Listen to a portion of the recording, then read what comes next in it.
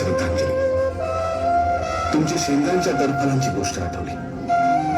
सध्या लोक काहीही खातात आणि टरफल इथे तिथे टाकत नाहीत, तर तीही खाऊन कळक आता केसरी या शब्दाचा अर्थही कळत नाही कोणाला. गर्जना करणाऱ्या कुठल्याच सिंहाचा भरोसा उडला.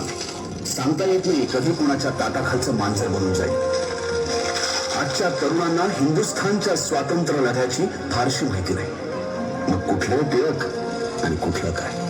तुमचं पुण्यस्मरण करणारी ही आमची शेवटचीच पिढी बहुतेक.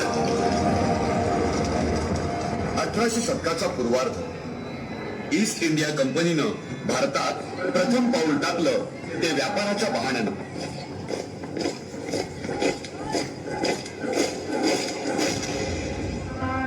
पण काही वर्षातच ते पाऊल घट्ट रोवलं ते ब्रिटिश सरकारच्या स्थापनेनं.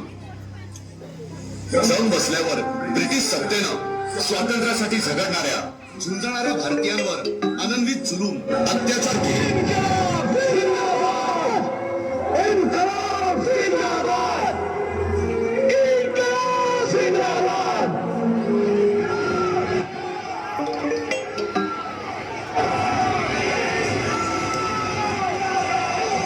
पण या साऱ्याला पुरून उरले अंगात क्रांतिकारकांचं रक्त सळसळणारे लोकमान्य टिळक.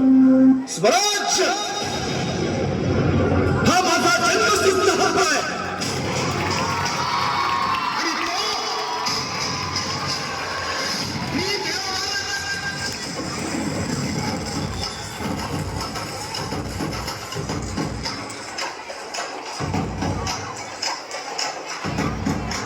स्वराज्य हा माझा जन्मसिद्ध हक्क आहे आणि तो मी मिळवणार. अखंड हिंदुस्थान. हा अखंड हिंदुस्थान ब्रिटिशांच्या जुलमी सत्तेविरुद्ध उभा ठाकला तर या अखंड हिंदुस्थानशी लढणं ब्रिटिशांना केवळ अवघडच नाही तर अशक्य होत. कोण कुठला हा इंग्लंड देश. आपण सगळे हिंदुस्थानी एकत्र येऊन त्याच्यावर थुंकलो तरी सुद्धा त्याच्यात वाहून जाईल.